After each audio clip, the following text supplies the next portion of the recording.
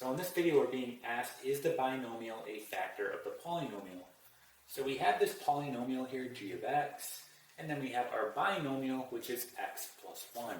They want to know if this binomial is in fact a factor of our polynomial here. Now we can do this and check by using synthetic division, okay? So in order to do synthetic division, the first step you want to do is you need to take your binomial and solve for it. Now in order to solve, you're simply going to set it equal to 0 and then solve. So you're going to have something like this. You'll have x plus 1 equal to 0. Solving for this, we get x is equal to negative 1. That's our first step. Now we have to work on setting up our synthetic division. And you do that by looking at your coefficients of your polynomial. So I can see here my coefficients are 2, 2, negative 1, negative 5, and negative 4, okay? What you want to do here is check to see if you skipped an exponent. So for example, notice here I go from to the 4th power, to the 3rd power, to the 2nd power. This is really to the 1st power.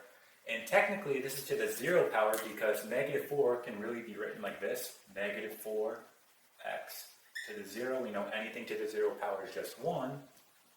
So it's really negative 4 times 1, which is just negative 4. Right, so we can see here that we go right in order. We go from the 4th power, the 3rd power, the 2nd power, the 1st power, and then the 0 power. We did not skip any exponents, meaning we do not have to put any zeros in for our coefficients. If you skip an exponent, you have to put a 0 in for that coefficient, but in this case, we do not have to. So knowing that, we're going to go ahead and set up our synthetic division now. So let's go ahead and erase this. And to do this, you're simply just going to make a bar like this.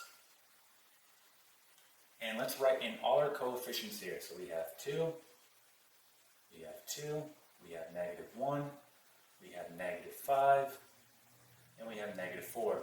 So again, if you skipped an exponent, you would have to put a 0 in for that missing coefficient. But again, in this case, we went right in order. We don't have to worry about that. And then we look for the binomial that we solved, which is x equals negative 1. We're going to put that on the outside. Okay? So you should be familiar with synthetic division. If we get a remainder of 0 here, that tells us that yes, this binomial is in fact going to be a factor of the polynomial. So let's go ahead and check and see if we get a remainder of 0. So doing synthetic division, we bring down our 2, and then we multiply. Negative 1 times 2 is negative 2, right? And then just adding 2 plus a negative 2, well, that's just going to give us 0. Now multiply, negative 1 times 0 is 0.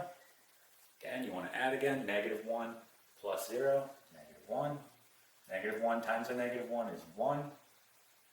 So negative 5 plus 1, negative 4.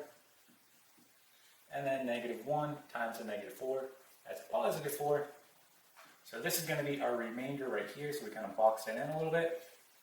And we know that it's going to be 0. Negative 4 plus 4 is 0. So our remainder here is 0. That tells us that yes, this binomial is in fact going to be a factor of the polynomial, so we can say here, yes.